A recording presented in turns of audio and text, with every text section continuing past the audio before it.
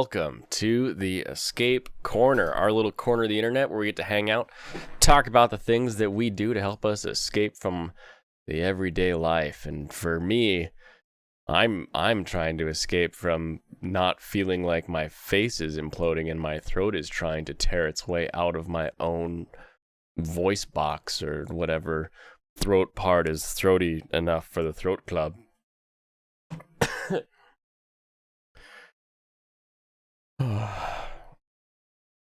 Don't tell me what I like. Don't tell me what I like and don't like. I'll have you know I like everything in turn. When you're at a buffet, you want to sample a little bit of each. You just got to take your time. And you're like, nah, you know what? I don't like that one as much as I like this one. I'll go with that one. You still got to try it all, though. You got to try it all. Still running the choo-choo tea train. Still running the voice coming out my nose, making me sound funny. But we will make it through. We will find a way. We will soldier on, if you will. So grab your drinks, your teas, your cokes, your sakes, your whiskeys, and kampai. Oh my goodness. Micro bikini guys never shut up about it when you bring up swimsuits. Yeah, but I think there's sort of like a weird joy that I get from anyone who is so into something that they won't shut up about it. They come in two forms. The annoying form that I think you're describing, where you're like, oh my gosh, would you just shut up so we can move on and get on with the rest of our day? And the other form where you're like, oh, hold on, I gotta take notes, because they're just going off talking about every little tiny crease and crevasse and everything that they want to go on about. And you're like, I had no idea that it started in 1947 when they originally thought that they needed to go the other direction and wanted to have more freedom in the four-person relay race. You know, like sometimes somebody starts talking who's like super obsessed with something and you're like, holy crap, why have I never thought about that thing before in my life? Like that's one of the beauties of the internet. That's why I built the Escape Corner here, is because the way the internet works, there's somebody out there who you may be like, oh, micro bikini guys, they won't shut up about it. They're so annoying when they talk about it. But there's one guy out there, at least one, who is so into micro bikinis that he can tell you the history, the original designer, the changes throughout the years, at what point it becomes micro and at what point it becomes not. The amount of information and knowledge that can explode from somebody's head, pun intended, as they're talking about this, would be mind-boggling for somebody. And you'd be like, holy crap, this is actually kind of interesting. I can put this on while I mow the lawn. I'll put this on while I do the dishes, and you can just listen to them talk about it. That's the beauty of the internet, is you can find that one guy who actually is interesting. I watch a video about ants every Saturday. I watch Ants Canada every Saturday. I have no intention of keeping ants. I hate having to deal with ants in our basement and stuff, trying to make sure they stay outside the house, not inside the house.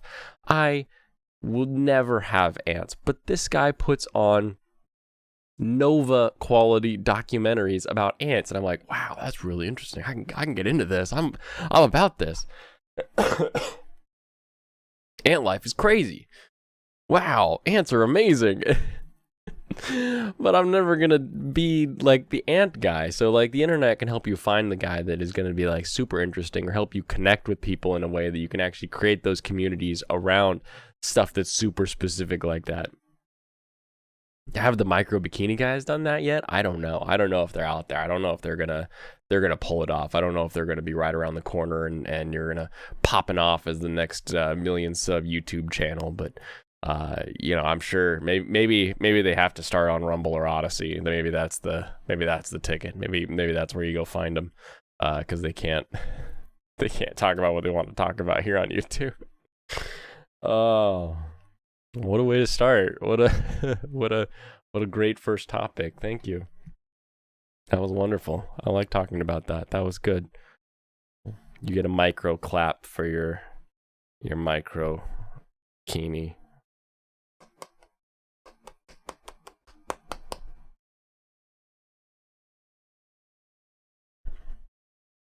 Never there when you need them. Always there when you don't.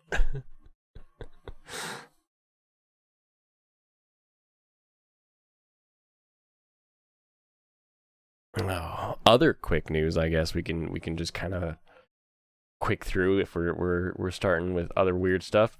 Rent a Girlfriend is getting a live action drama starting in July. And I'm not usually one to like go after like a live action version of an anime seriously. I did watch, of course, the live action Death Note because we all knew it'd be hilarious. The live action Ghost in the Shell, which we all knew they'd mess up. Like, I watched those things for, kind of the comedy of the situation.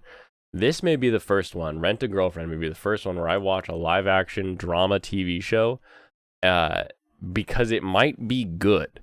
Because there's nothing unreal or anime about Rent a Girlfriend. Everything that happens and the way it happens is all very grounded in reality. So I think that's something that they could do very well in a in a drama, and it's just silly enough. I think the last time that I watched a live action that I was like, okay, yeah, I can get it, was the live action of Lovely Complex, where the girl's too tall to get a boyfriend and the guy is too short to get a girlfriend, and of course they end up together through a series of hilarious events. And that was the last live action show I remember being like, yeah, that worked as a live action because it's just a normal like dating show. So I'm excited to kind of see where this goes. Awful concept. Literally can't get past it. Can't get past the concept.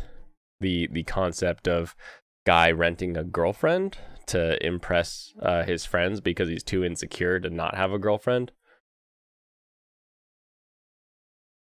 Is that the concept that you have trouble getting past? Or is it the concept of anime wherein people interact in a rom-com fashion?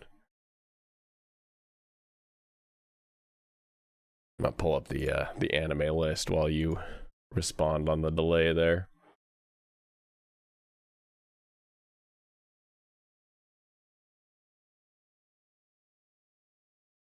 Oh. Ba ba ba ba ba.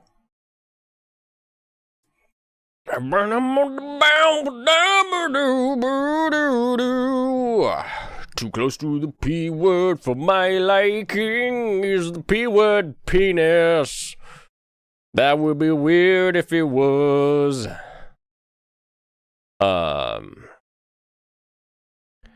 I think the word you're looking for is escort, I believe. Escort is the term that you're thinking of. And yeah, I mean it's basically that. It's let me pay you to have a date. It's an industry. It's a thing that exists. It's a thing people do. So I don't know. I don't get too attached to any of that stuff, so it's not like I just watch a show, see what they do. They either do it well or they do it badly. And I think that show handles a lot of it pretty well, making it pretty interesting. But that's been kind of a theme in shows. I mean, all the way back to Initial D. You've got the paid dating. That's like I think it'd be a much more common thing or common trope if we were in Japan specifically, because it is seemingly a lot more common, at least in what we get from like pop culture as far as like anime goes and shows go, that this idea of paying for dates is actually relatively common. And then when you are over there, and you get to like host clubs and hostess clubs, and you're paying to literally hang out with somebody while you drink, and you're buying them drinks, and you're paying for that exhibit, but it's not like specifically sexual. It's like a strip club without the strip. It's just the club, the cabaret club. I remember the first time we went to Japan, my wife and I were in Osaka, and there was a bar called the Cowboy Bar, and we're like, hey, we like Western bars. They're kind of fun. Let's see what Japan's take is. And we go up, and they're like, no speak English. And when we got in there, I was like, oh, because it's all cowgirls behind the bar and just a bunch of like classic Japanese businessmen on this side of the bar, and then like one like American guy who's like, hey, it's like $20 for an hour of all you can drink, come on. It was pretty hilarious. John, it's okay. You're not too late. You only missed a discussion of microkinis, and now we're discussing the merits of escort services in the context of Rent a Girlfriend being watchable or not watchable. So having all of that be the same to you stay away from those themes. That's fine. You know, as long as you've got like a line in the sand and it's something that you're like, yeah, I just don't want to watch that kind of stuff. You know, no one should ever push you one way or the other on that. You know, I hope you can get teased about it. Like if someone's like, hey, come on, man, don't be such a baby, you know, then you laugh at it and you're just like, haha, whatever, move on. But yeah, no one needs to push you past what you want to watch or don't watch. That's the point of escape, is that it should help you escape from stuff. You know, not let's say you're like a hardcore alcoholic and you're going sober and you don't want to be around alcohol at all, and you ask all your friends like, hey, I don't want you to drink around me until I'm like over this, because it's like a disease that I need to get out of and I can't be around it.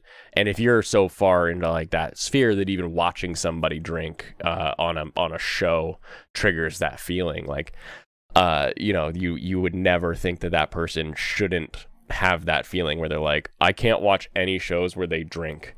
You know, you'd be like, that seems like a hard way to live life, but at the same time, you're like, whatever, you do you, as long as you let me do me, and if we become good enough friends, I can call you a weirdo for being like that. Being like, oh, we can't watch any movies of all time because everybody imbibes in every movie ever made. So thanks a lot, Josh, for ruining the evening once again. And Josh is like, hey guys, I'm like 8 months sober. And you're like, yeah, nice job, Josh. But like,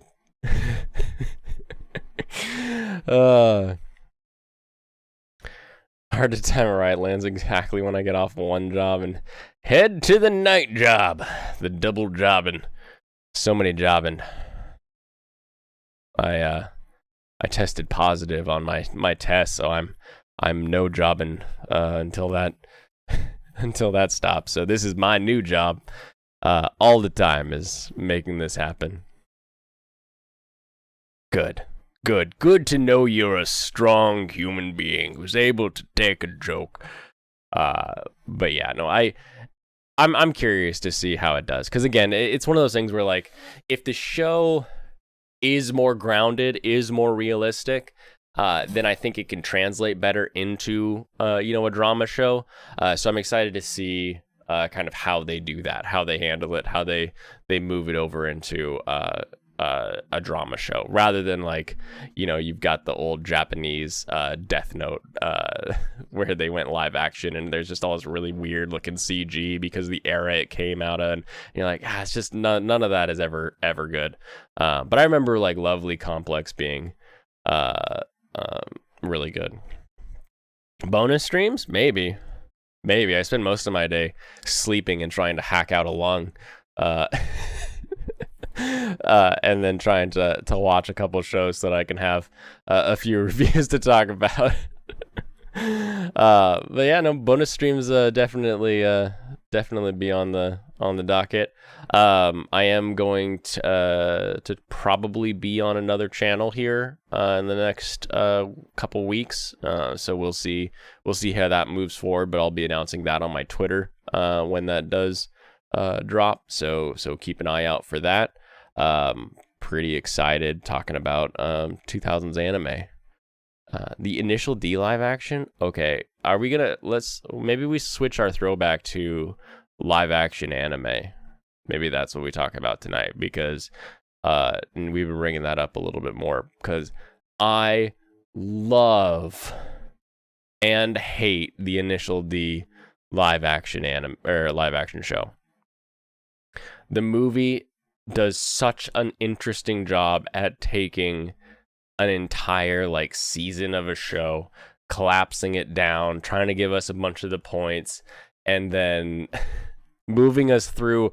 I mean, what they go from stage 1 all the way to stage 3, I want to say. Is it stage 3 or is it stage 4 where we get the Black Hood? I think it's stage 3, right? And it's just crazy how much they pack into that single movie, while it still kind of feels like, yeah, okay, I could see this. I could see all this happening in this movie time frame.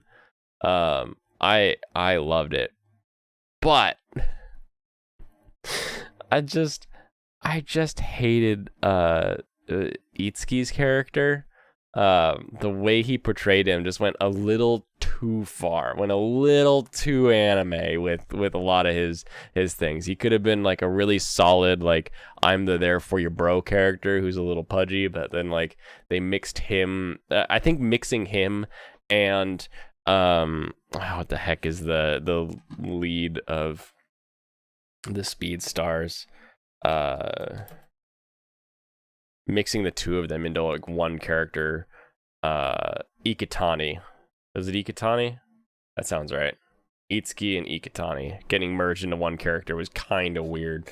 But yeah, let's switch over. Let's do that instead. One of the better ones. Yeah, scored at the end, came out of nowhere for me. Caused the whole disliking those themes thing. Well, you know, then they made you feel just like Takumi. That's exactly what you were supposed to feel after seeing her doing the paid dating. The entire point was for him to feel so disgusted by it. And if you felt disgusted by it and turned you off for the whole thing, that was great. Oh my goodness. Okay. Shamalama Ding Dong's avatar is the only time I've ever sat down and watched a 90-minute trailer for another TV show. Like that, the way that they handled that, where it was just jumping, cutting, jumping, moving, flying, boof, we're here now, we're here now, we're here now, we've moved on, we're doing this, we're fighting this, we're doing this, we're fighting this. It's like, what in, like, I was spinning by, like, and I knew what was going on. It's freaking crazy. It's freaking crazy. Like, you can't say, oh, we've got a movie and there's no plot to our movie because our movie focuses only on the main story beats of your TV show. So stupid.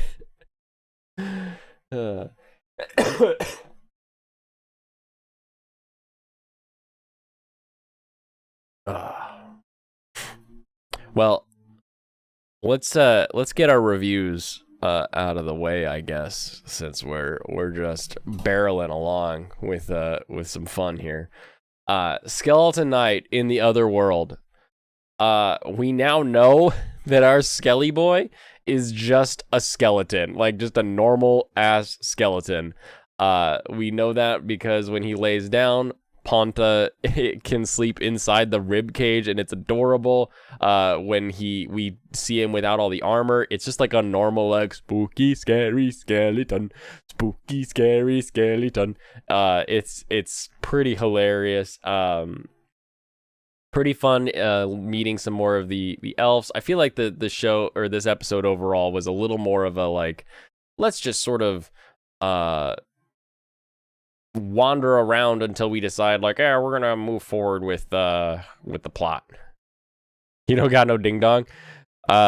He is a bone. But I think the best part about this episode was that at the end, where we got that, you play a game or you see a show or you see something, and something is not internally consistent as you're watching or enjoying the show. Something somebody can do or something somebody has done, they don't do at a climactic moment in order to, fix the plot, because it's like, oh, we can't have this person fly, because if they could fly, then that would ruin the idea of this person not being able to reach where they're trying to get to. So, something like that. There's plenty of shows that do that where you're like, yeah, but they can do this. Why aren't they just doing it? Skeleton Knight is not that show. Skeleton Knight is like, hey, wait, he could just do this. Why doesn't he just do it? And then he just does it, and you're like, whoa, hey, he can do it. It worked. What do you know? Hey, it's a happy day. We get to see a people who can think for themselves. Happy day. I don't know why I thought it would be Italian, but it's just kind of what I pictured for the excitement in that scene. So definitely, I think Skeleton Knight is going to take a bit of a turn, where instead of getting the constant comparison to Overlord, we're gonna keep moving down this, like, this is just a different guy who happened to choose skeleton for his avatar, and I think that's great. I am missing a little bit the fact that it used to be just Big Skeleton Man does grocery shopping for old woman as his quest line, but it's pretty fun. Plus, it is just hilarious to see a skeleton in an onsen or a bathtub, like he's relaxing. You're like, what do you mean chilled to your bones? You are bones, you weirdo. And I get that was the joke, I'm sure, but like I still thought it was weird. Why did he say it? Big cheers.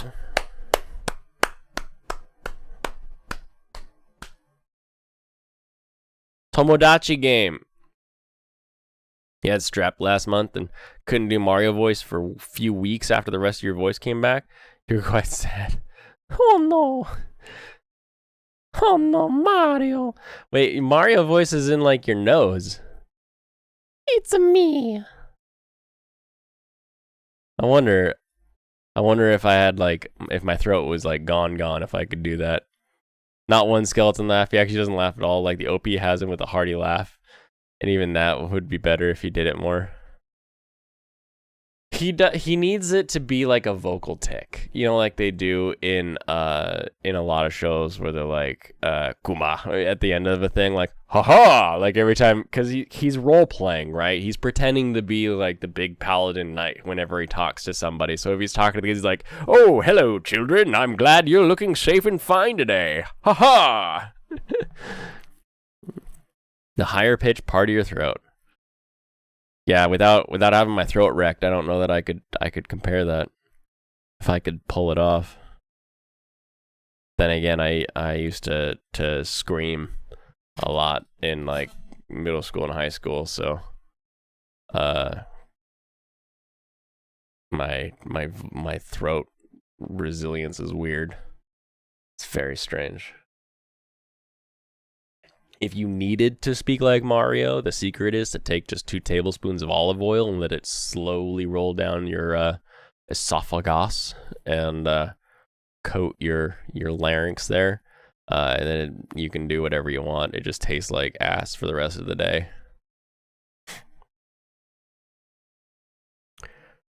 That's literally all you want. Of course it is. Anyway, Tomodachi Game. Cheers for Tomodachi Game. I had somebody say that weird quote about like it's as good as you as think it is, and my comment said I think this is stupid.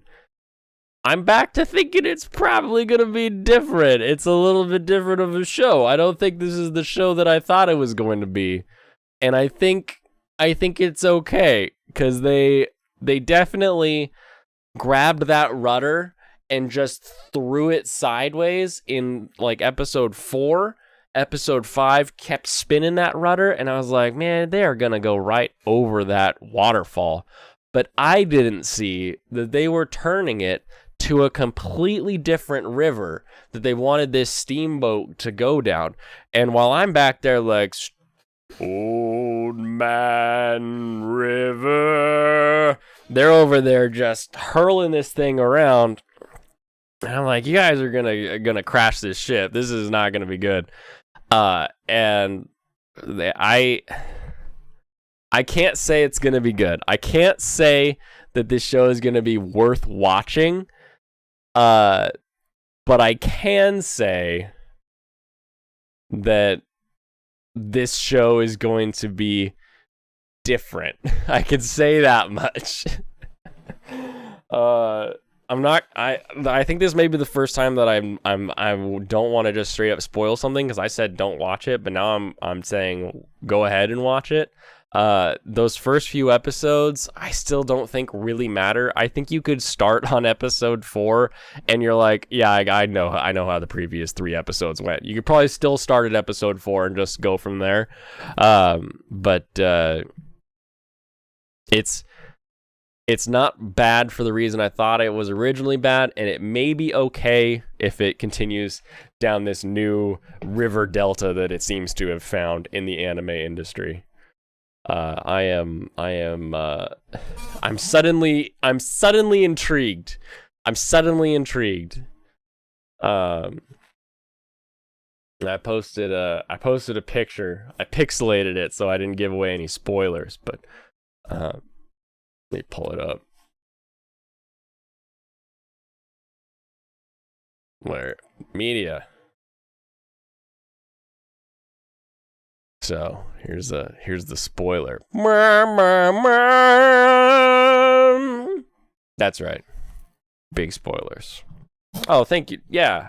If you enjoy the stream, everybody, like the stream, share it with your friends, let them know where to hang out, and enjoy a lot of really fun anime chat, and point them, if nothing else, to a streamer that they can say some random crap in the chat, and he'll probably start going off on it, because everybody loves that, right?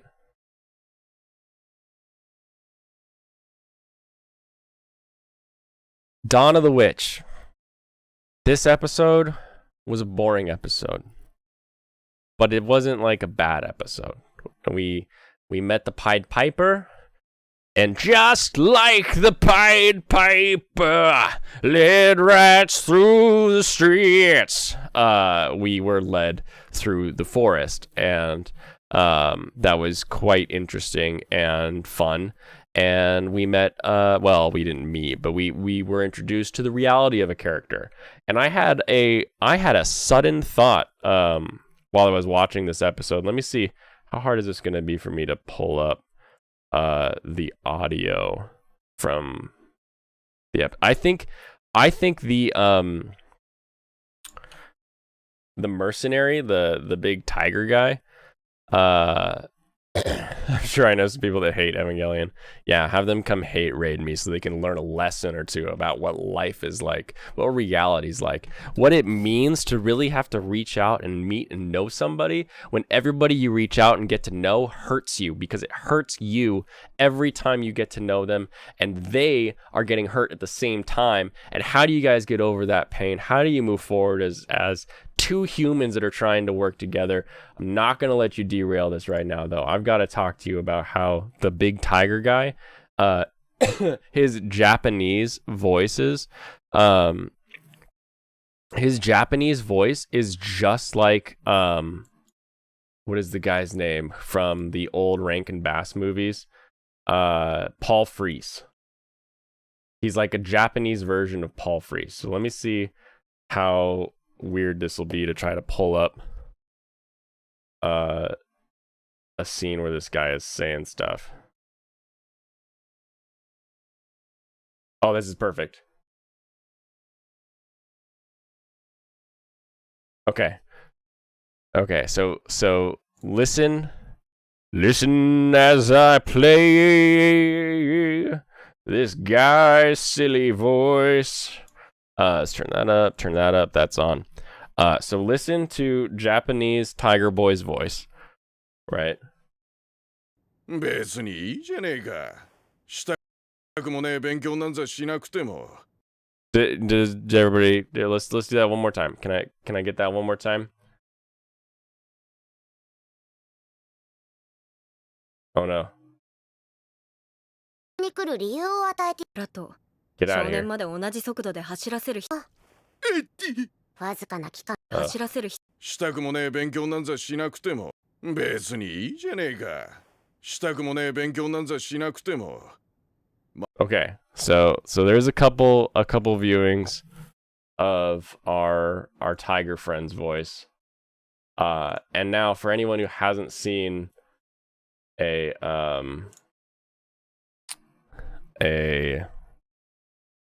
Rankin Bass movie in the past 20 years or so, here's this for you.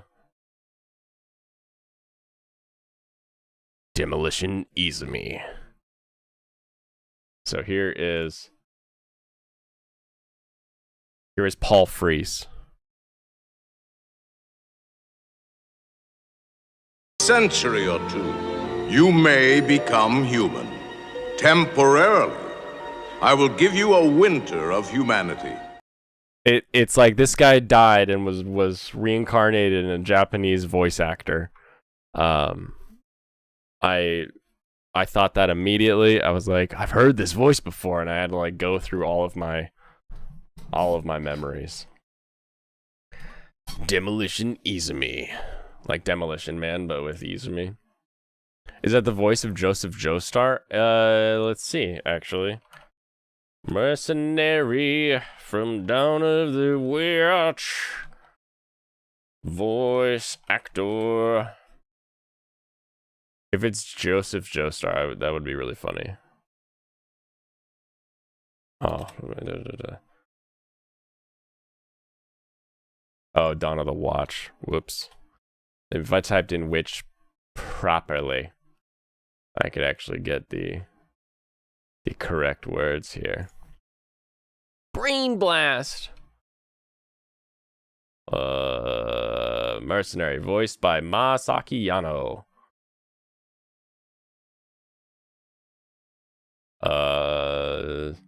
Masaki Yano.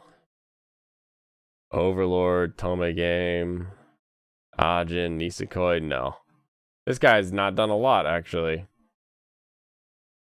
He's in this. He's in Otome Game.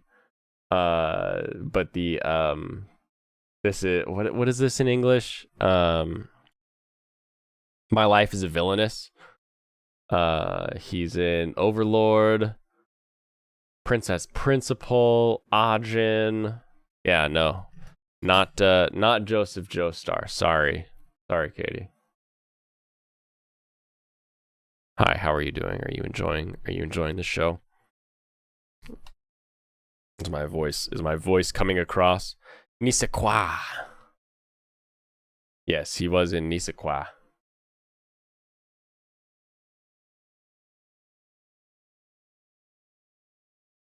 Hold on, let's change this.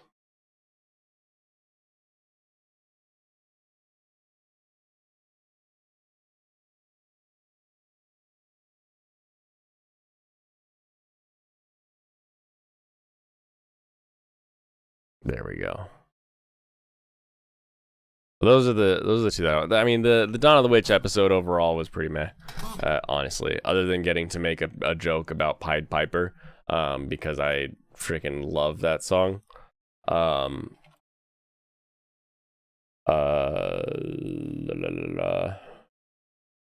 That it was a real bleh show.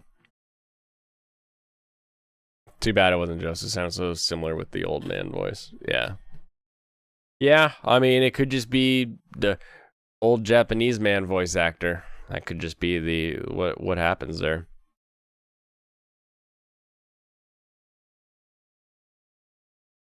Oh.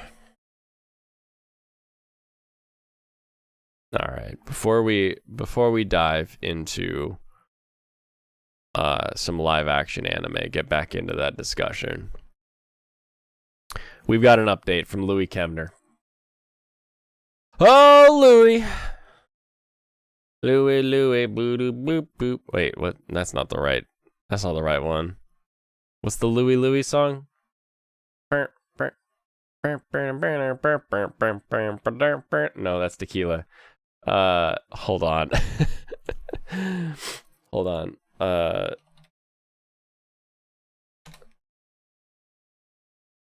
Louis song. Come on. Kingsman, Louis.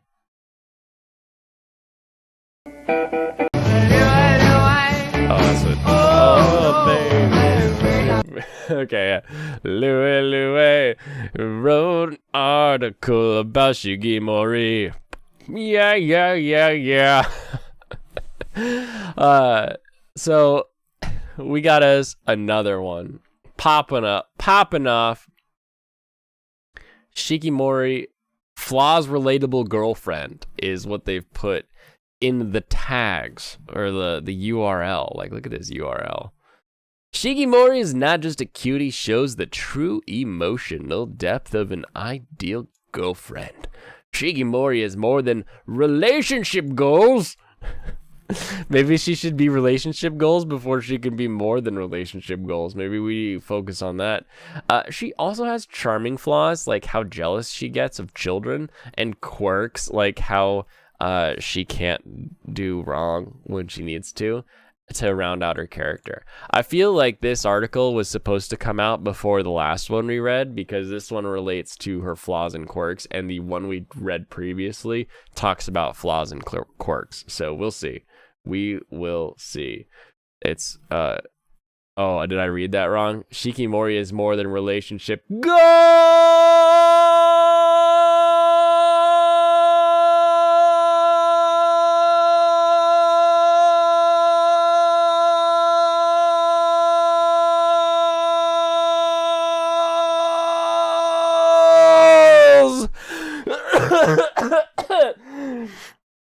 Oh, sorry, I couldn't do it for as long as I normally do. It's Kemner time. Just in case you weren't watching the last one, the following contains spoilers for episode 5 of Shikimori is not just a cutie, Jolly Times in the River, now streaming on Crunchyroll. Just like the other one, also had spoilers for episode 5. Shikimori is not just a cutie is a rom-com anime series starring the titular heroine herself, the pink-haired Shikimori, and her charmingly clumsy and unlucky boyfriend Izumiyu. Izuyu? It's got a weird name if you think about it. Oh, don't worry, I'll have time to breathe when I'm dead. Watch out for spoilers! It's the basic premise of the show. No! To the point where Shiyama seems infallible when the stakes are high. Oh, we did say that last time. For the most part, this make... Oh, get out of here. Get out of here. Goodness, I decided to stop ad blocking, and look what happens. For the most part, this makes Shikimori a strong character and a contender for the season's best girl. But in between the story's major action sequences, Shikimori is better balanced than that. And episode 5 in particular showed the true emotional range of Shikimori as a character. She may not be as tough as nails tsundere, but instead, she's a daddy with some minor flaws and quirks. Those little ones, just tiny flaws. Ooh, burpee. How Shikimori became a well-rounded best girl, let me tell you. Never stop the ad block. Show never strays away from its premise, so it's actually a major spoiler. Isn't every episode a major spoiler? Oh, I get it. In this anime, Shikimori is best defined as being the series' most athletic, confident, popular, and skilled character, and everyone loves her for it. From Izumi and his parents to the blonde without an E, Inuzuka, and his friend Hachimitsu. Not their friend Hachimitsu. It has to be his friend because reasons. This is especially the case during each episode's main conflict, such as saving Izumi from drowning in episode 5, but in between those action scenes, Shikimori is surprisingly well balanced and multifaceted because she has 2D, so really it's only one facet. There's only one side, maybe two if you flip it over. But she isn't just strong or beautiful. She has more character quirks than that, which pop up quite often, including in episode 5. It would help if you read off a few character quirks that she has. Oh, I'm gonna die. It would help if you read off a few of her quirks. Izumi can attest it's surprisingly easy to tease Shikimori and put her on the defensive, and Izumi knows how to toy with her without taking it too far, resulting in rare scenes where Shikimori is flustered, there's a facet, and unsure of herself, that's basically the same facet.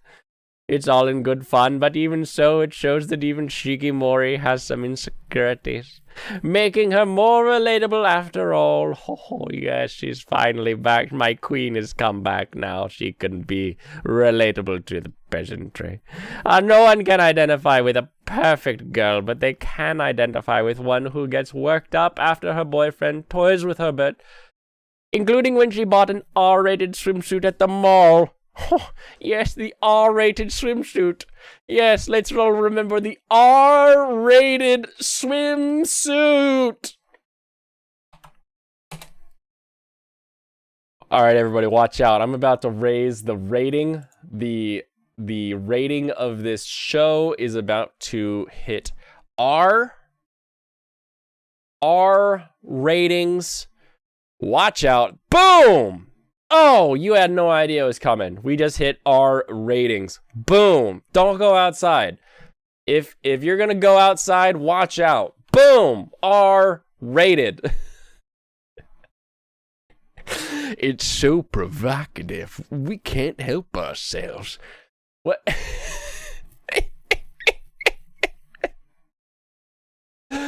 And let's just remember, that's the R-rated provocative swimsuit that she wore. How could Shikimori? What a tease. She is too much. We already discussed why it was hotter than it could have been. Something being hot and attractive doesn't change the fact that that is not how we do ratings. And again, I want to remind the crowd that this is what she bought and wore. This is what she saw Izumi looking at and was about to buy. This was the provocative one she was about to buy. This is the one she did buy.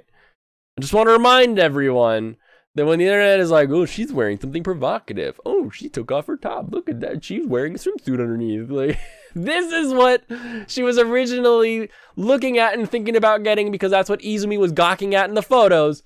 And this is what she ended up with. So when we say it's got an R rating, that is what they are talking about. Oh my goodness.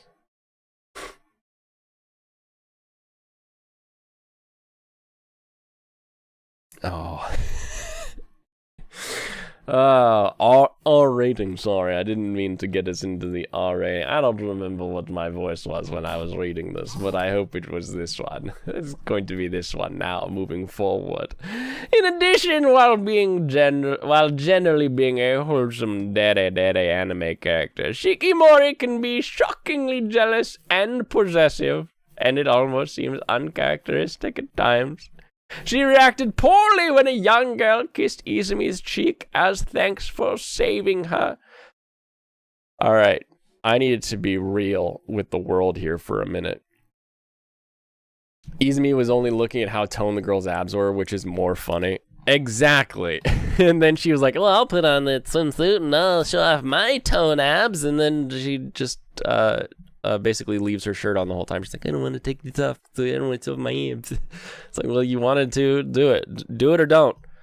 The premise, and that it is boring.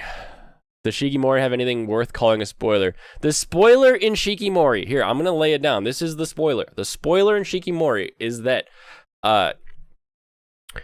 Izumi's dad is not human. Izumi's dad is a shape-shifted tanuki who is cursing this family with bad luck.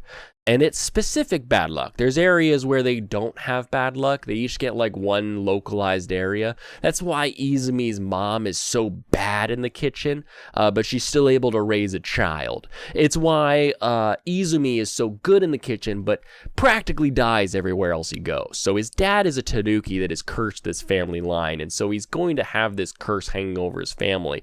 However, his best friend is a kitsune. That's right. That's right. Inuzuka is a kitsune. That's why he's got the fang. That's why he's got the yellow hair. He's there to help. And when Shikimori's not able to protect him, that's why Inuzuka steps up to protect him from the Tanuki curse, because he's a kitsune who's shapeshifted to try to protect and defeat this kitsune monster. And so Shikimori, of course, as a normal human, but has been granted powers by the kitsune because he needed help in order to do this, and he saw promise in her that she would be able to rise up and help defeat the Tanuki curse. And so overall, it really is a tale as old as time, really. But that is the full spoiler version of Shikimori's not just a cutie.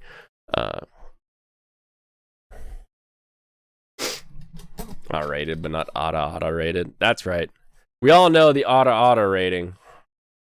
I posted that one too, didn't I? Yes, I did. Where'd it go? Scroll and finding it. Scroll and find it.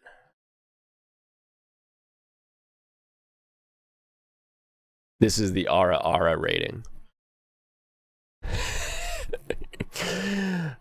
Which week 4, topping the waifu of the week, was Yor, because Drunk Yor wins all waifu competitions. You can see why Shikimori's shaking in her boots.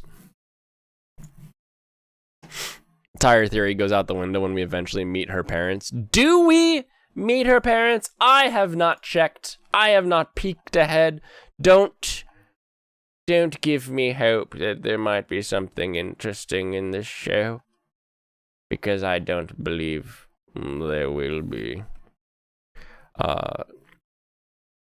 Here, I thought there wasn't much to this show. You know what? If people get to watch this show that is middling at best and say, man, they're really my dream bisexual couple.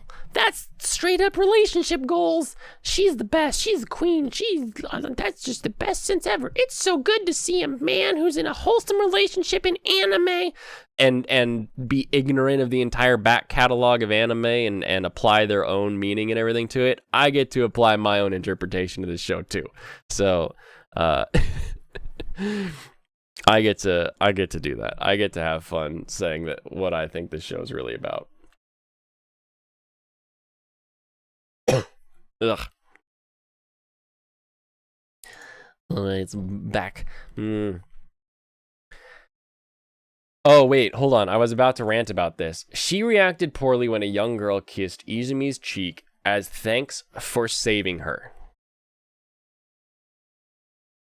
How could this episode allow Shikimori to lose? It was R-rated!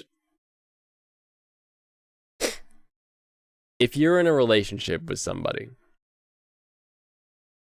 and you, as the man, do something that saves a little girl, and I don't care if that's helps her up when she skins her knee, I don't care if it's finds her favorite toy, does something, and then that little girl comes up and wants to hug you, wants to give you a little kiss on the cheek, wants to like say thank you, wants to do something sweet to say that you really helped out, and that little girl comes up to you and does that, and your wife doesn't look at you and say, I need you to put a baby in me right now.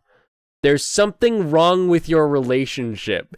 If your wife looks at a little girl showing gratitude and says, I'm jealous of that gratitude, she shouldn't kiss him, that's that's not healthy. That's not normal. That's not what humans do. When humans are in a relationship,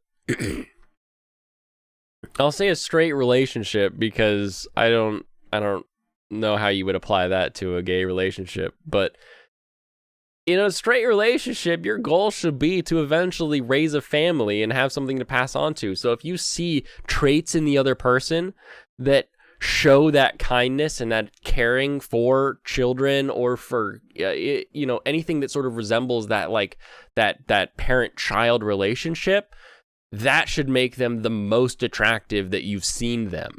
That's how relationships work. If the other person gets jealous, there's a problem, and you should probably run away because they might kill you. The finger lick! She licked her finger! She knew what she was doing when she licked her finger, and it was juicy! Okay, so getting jealous of a little girl and then later on saying, I like your mallows and I'd like to eat a few more of your mallows if you catch my drift, doesn't make up for the fact that you were jealous of a little girl kissing your boyfriend on the cheek earlier in the scene.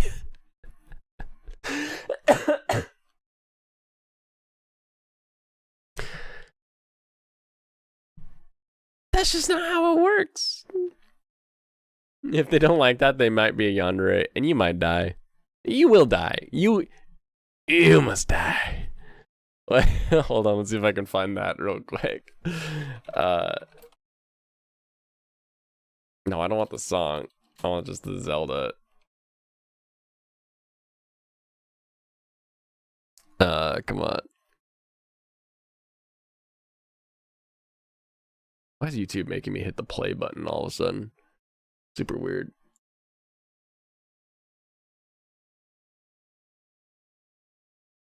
Yeah, here we go.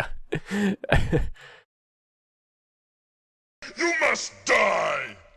You must die! Oh my goodness. I just watched Bottom Tier Character. I think the writing behind Shikimori and the main girl in that show are similar. By that I mean I dislike it when the author likes their character too much. My character, it's like the kid on the playground who's like, yeah, well, I've got the nuclear shield cape. Nothing can get through my nuclear shield cape. And it's like, but it's a game. It's a game. Why has it got to be like that? Anyway.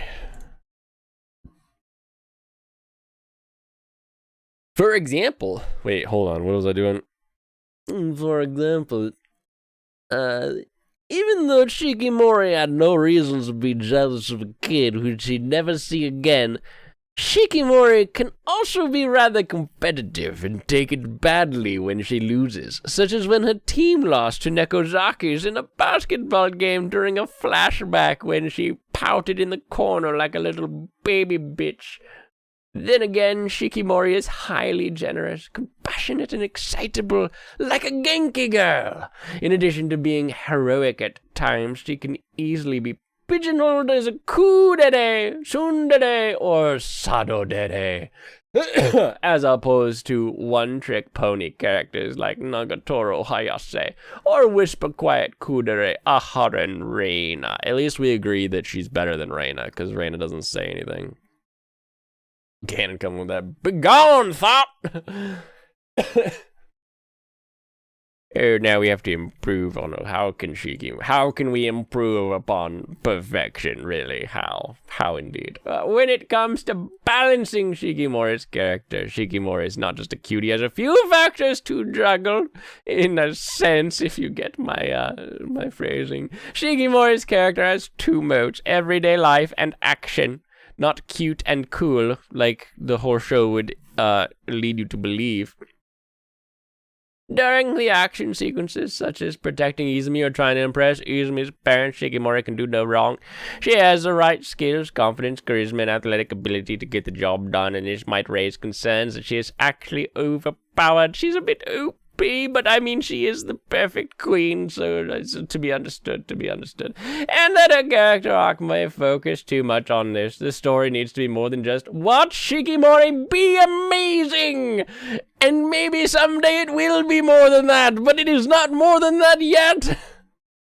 Then again, Shikimori is more balanced and multifaceted. Just in 2 facets, though. Remember, we talked about them. That was the last chapter. If you missed it, we already talked about it.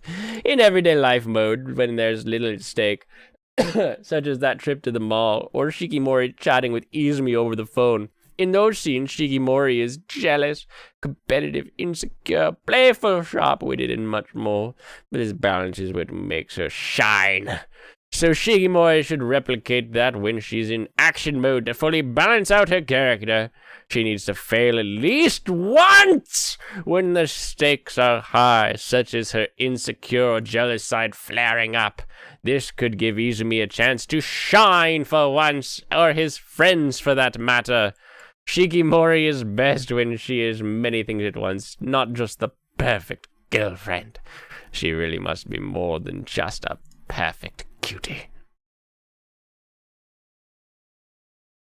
Is she, though? Like, do any of us believe that she's going to be less than perfect for the rest of this show? Oh my goodness.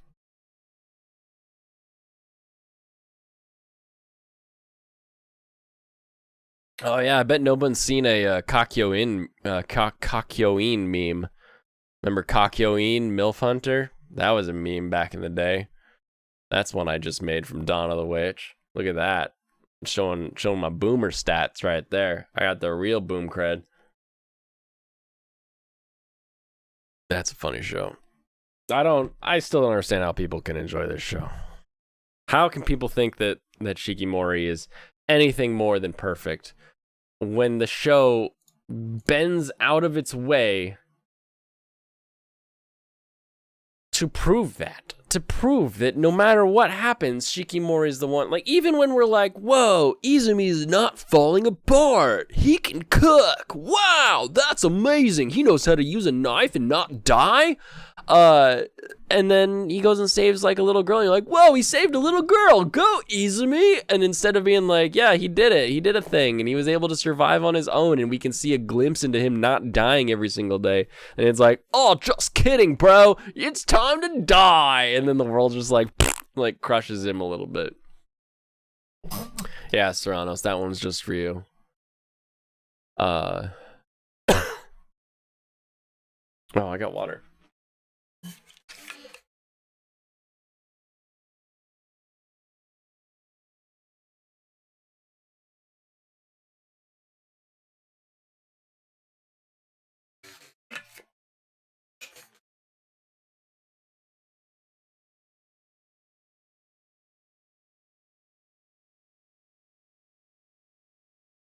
Ugh.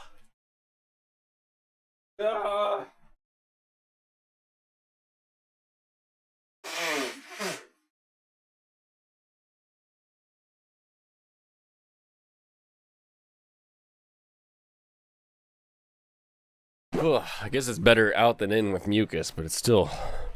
Ugh. Izumi not dying was a highlight.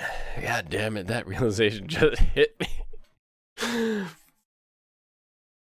Him being able to cut an onion was a highlight. Ugh, my ears are all cloggy. Alright. What's the best live action anime?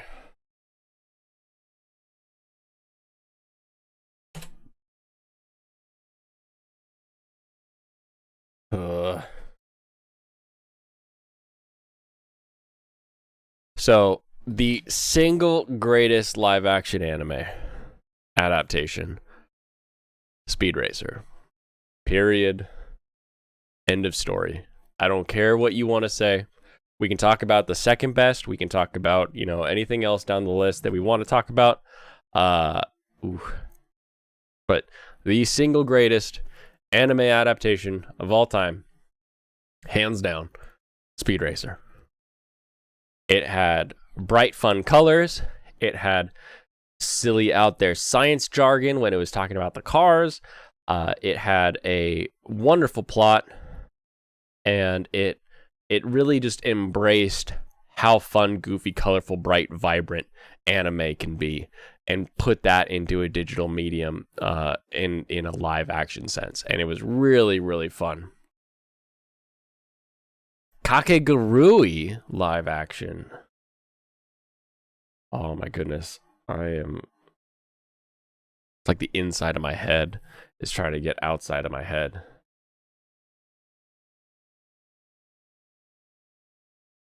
Well, according to this article, the best live action movie anime adaptations that I just found randomly Googling. Bleach 2018. I didn't watch this one. I saw that it existed and I was like, oh, okay. Maybe I'll watch that someday. Because I really used to like Bleach until episode, like, I don't know, 300 or so. And I was like, I can't keep watching this. Oh, that's weird. Oh, that's a weird... Is that real? There's a live action ass class? That's crazy. Haven't seen very many live action anime. That sentence made more sense in my head. Bleach live action was boring. Okay, cool.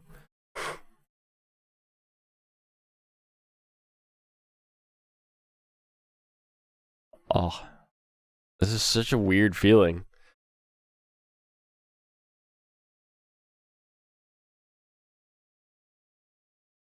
You know what? I'm gonna medicate real quick. I'm gonna run over there real quick. I'm gonna medicate. I'll be back.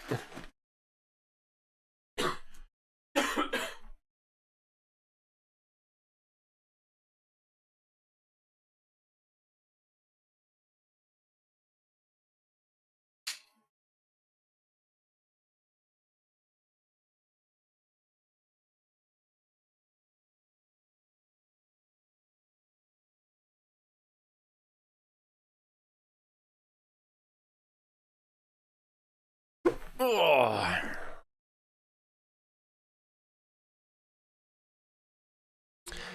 Yeah, apparently Ass Class got a live action. I had no idea. I bet it has some goofy CG. Animal World.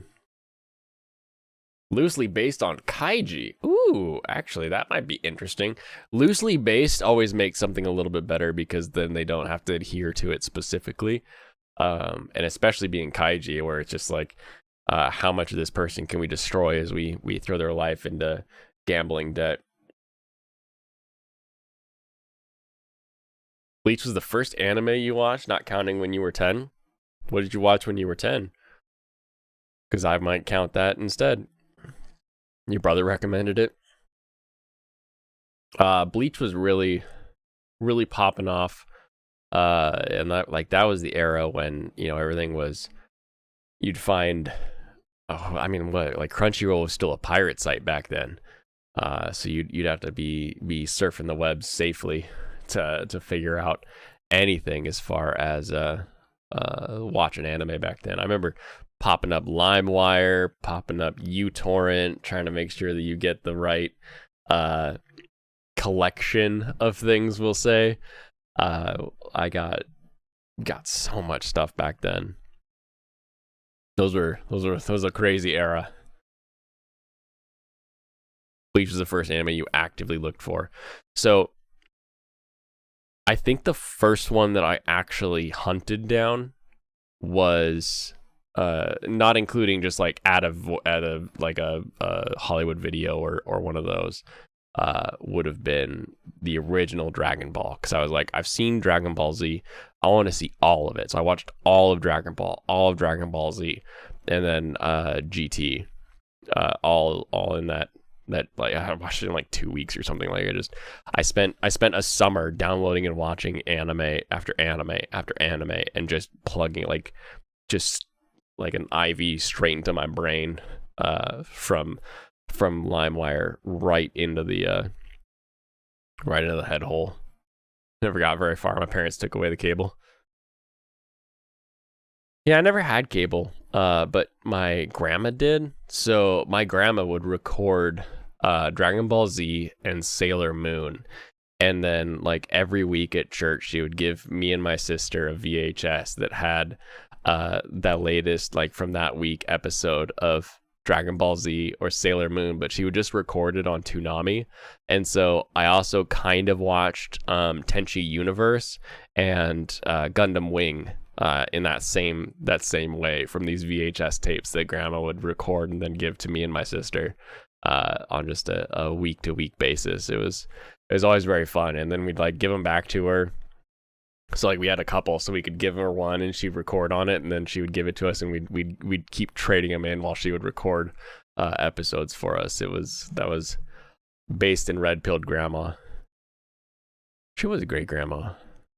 I guess she was technically a great grandmother. She did have 2 great grandchildren, I think, by the time that, or three great grandchildren when she finally died.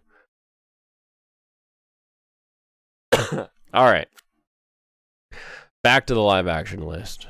Gintama. I don't see how you do Gintama live action and have it be any good. Rotten Tomatoes says 20%. I'm not one to believe a review every time I see it unless I know the person giving the review, but I have a feeling that this is a pretty accurate review of what Gintama is. Yeah, secretly, I've got Otaku Grandma who's like watching every show as she's recording it. Like, oh, he's going to need to see the opening so they know where he gets the Gundanium from. Oh, I hope that duo Maxwell is able to defeat. I don't remember the Trace Kusha duo Maxwell. I hope he defeats Trace Kusha Nada this time.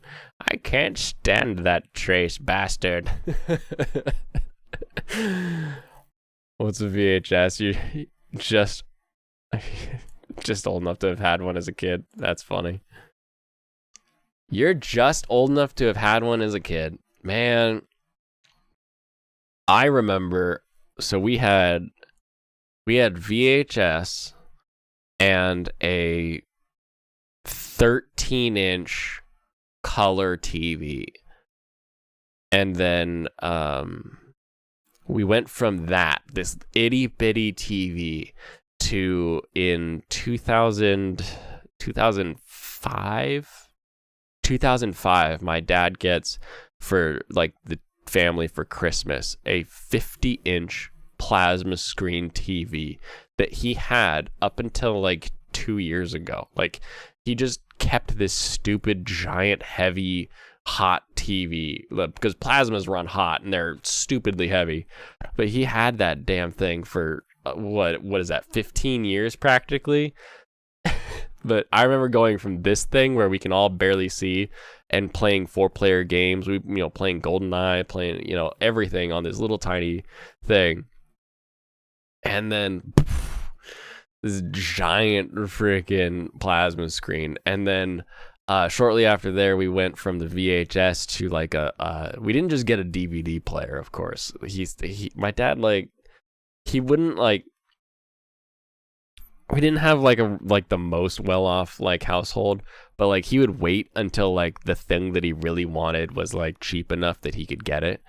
And so instead of just getting a DVD player or something, he gets a 300+1 carousel DVD player that you put them all in vertically like it's a freaking jukebox, and then you have to select what your thing is, and we had to keep an itinerary of what all the stupid slots were for all the shows.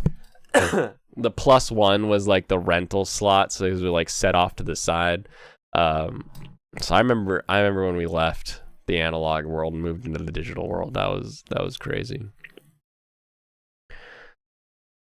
call Cap. Well, yeah, he gave the /S. He's just old enough. I don't know how old any of you are. I know me and Louis Kemner are about the same age. That's about all I can ever tell on the internet. But I was born in '90, so I spent a good chunk of my life without internet, without cell phone, and with VHS in a tiny 13-inch TV. Oh, it wasn't a box plasma like that. It wasn't thick. It was still a flat screen, right? So it was only like 6 inches thick or so. But it was like 120, 180 pounds. Like maybe more. Like it was stupidly heavy, considering it was like a 50-inch TV. Hey, shout out for the 31s. We have to check the highest box. Oh, hold on. We need to vote.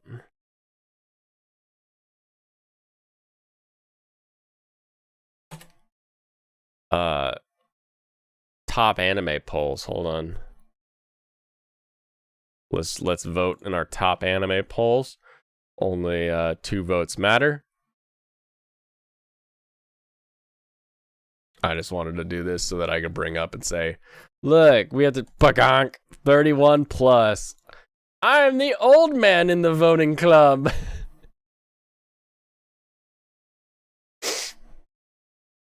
'02. Michael DeLucia III is as old as my car. I have an '02 Bug-Eye, and I love it. I love that car, but I always kind of giggle whenever I hear 2002. Because I think of my car instead of, like, people in years and stuff. Oh, that's interesting. So my car is 2 years away from being able to drink pure ethanol, then, is what that means. I remember when the N64 became old enough to drink. That was a weird day. And I had a friend, he was like, it was a coworker. He was like, oh yeah, I was born in blah, blah, blah. And I was like, you're the same age as the N64, which was my major console after the SNES. Like, I played some SNES games, but the N64 was like my mainstay console for a long time until we got a GameCube. I think we kept our VHS until the end of the double lots. I think most people kept it for a while just because they didn't know.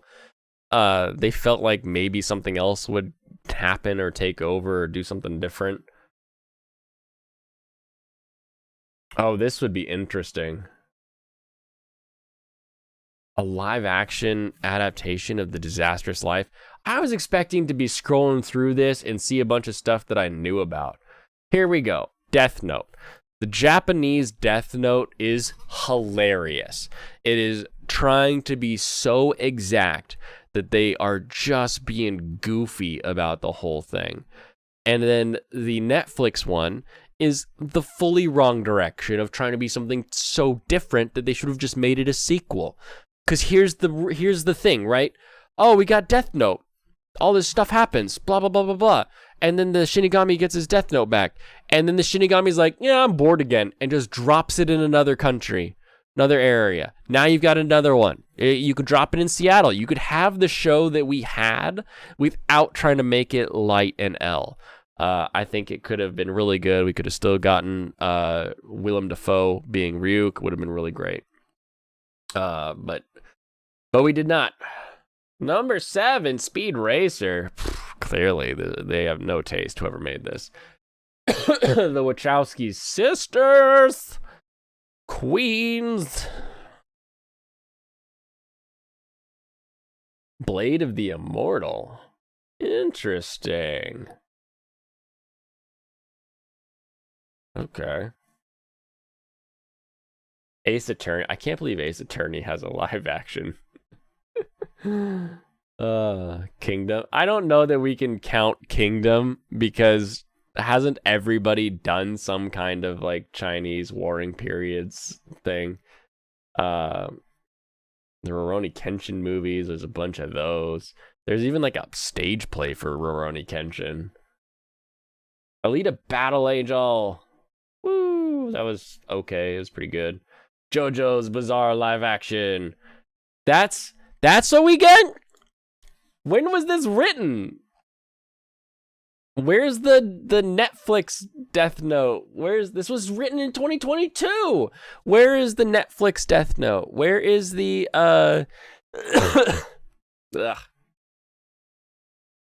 I mean, it is the best or whatever, but I have trouble believing. I have trouble believing that list. Okay, here we go. Here we go. I should have known. Never leave CBR. Always stick with good old comics broadcasting review or whatever they. No. Hate that. Hate that. Where's Kakegurui? Pokemon. The worst. School Live. Despite being zombie apocalypse. You just never watched Kakegurui then because it's one of the best. Best Ace Attorney. Worst Full Metal Alchemist. Full Metal Alchemist. Best Rurouni Kenshin. Worst Death Note Netflix. Look at sad 2000s child.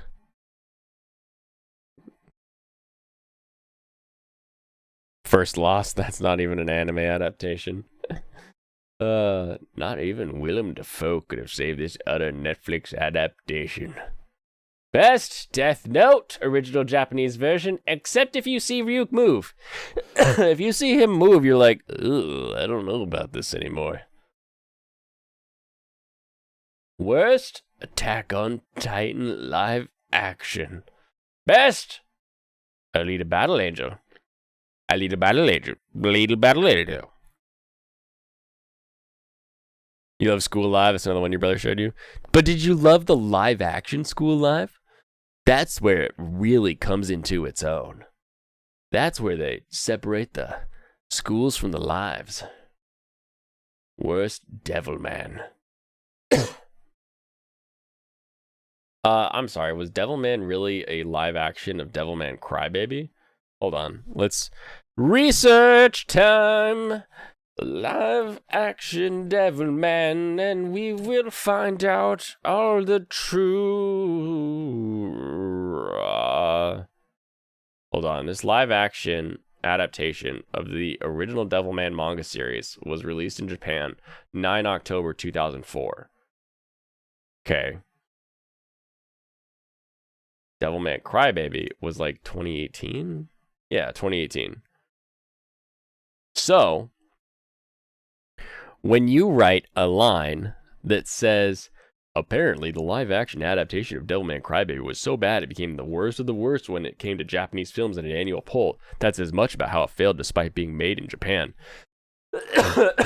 Just shows how ding-dang ignorant you are!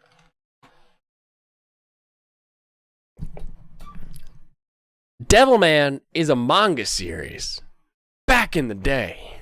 Also had an anime adaptation back in the day with one of the funniest dubs on the planet. Consistently hilarious dub. Like if you want to giggle, you just have to go Devilman dub funny. And it'll just be Devilman English dub. And it's 3 minutes and 18 seconds. That's the first one. And it's just scenes of the Devilman show and what was happening. Hilarious, because the original Devilman's kind of goofy looking. It's like a practically a 60s or 80s. Hold on, when was Devilman manga? Devilman manga. 70s. I split the baby. 60s, 80s, 70s. That's the real answer. I was zeroing in on the answer. Original manga was in the 70s from Gona Guy. And it's goofy, it's silly, it's got some really silly looks to it. And then Devilman anime came out and just copied that, and it was still kind of silly, had that real Astro Boy goofy round look to everything. And then a live action came out in Japan that was not good. And you know why it wasn't good? Because they didn't have Devilman Crybaby to base anything off of. Because Crybaby said, hey, this thing's called Devilman. And it's basically telling the story of the devil and Lucifer doing crazy devilly things. let's embrace it. Let's make this as off the wall, grotesque and sensual as we can. Let's make people have like fear boners every time they watch a couple of these episodes. Like let's really turn this up to the nines. Let's get this to a point where people are like, what am I watching? I hope they don't show me that ever again. And if they had seen that, they would have been like, oh man, if we try to make this thing in live action, it would have to be rated X. We can't do that in today's age and make any money. Sorry, the 80s are gone. No more indistinct nudity in your shows. And they would have just given up and never made a live action and let Devilman Crybaby be the last thing there. Plus the soundtrack was awesome, so that was great. But tell me you know very little about what you're writing about without telling me you know very little about what you're writing about. Best Blade of the Immortal. Worst, Ghost in the Shell. Another one that could have been so good, but decided to be not good. Could have been great. Could have been fantastic. But they were like, no, we can't be good. We have to be middling at best. But then we'll be middling and we'll get people upset because we're whitewashing a character. And then it'll be even worse for us because we're so stupid about how we do shows. Ooh, it'll be so much fun. It's anime. Nobody freaking cares. It's an anime future where everybody's a robot. The fact that the character's race was even a question or a thing that was being involved in the show in the first place was stupid. The fact that that became a plot point was stupid. The whole show could have just been about how who you are and the kind of external things that you wear that become who you are can be different. Or that you are the person who is the ghost in the shell. Like, blah, blah, blah, change your shell, blah, blah, blah. It could have been really good. Could have been really well done. But they had to go away from all of that and get wrapped up in a bunch of bullshit. Definitely one of the worst. But anyway. Old Boy. Technically, Old Boy had no anime, and the source material was only a manga. This is the best live-action anime. I don't want manga. Get out of here.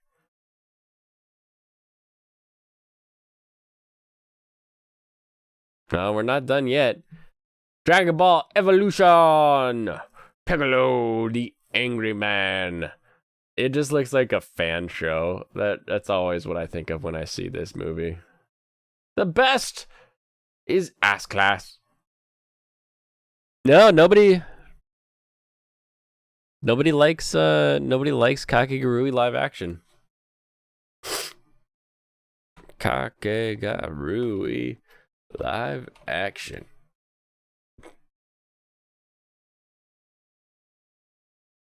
(2018). Yeah, so they would have had time to watch that. I don't know why. What I do know is that my throat is going to give out on me if I don't call it a night. I know I'm able to throw some voices around and make it seem like everything's all right, but I am not all right. I need to sleep. I need this throat to not be throbbing in the morning. I need some help. But thank you all for your help. Thank you for hanging out with me. Thank you for just chilling, for just enjoying, for just coming out and chatting about the stuff that helps us enjoy. And remember, like, if your movie wasn't on there, it can still be the best movie there is. They just don't know it. Just because someone else is ignorant of what is the truth. Just because we're still trying to break through to Louis Gemner that his show is not the best show he's ever seen, doesn't mean that we aren't right. We are right. We know we are. That's why we enjoy hanging out here in the corner and talking about the things we like to enjoy and escape with. So thank you for joining me. It has been wonderful. I will catch you all tomorrow.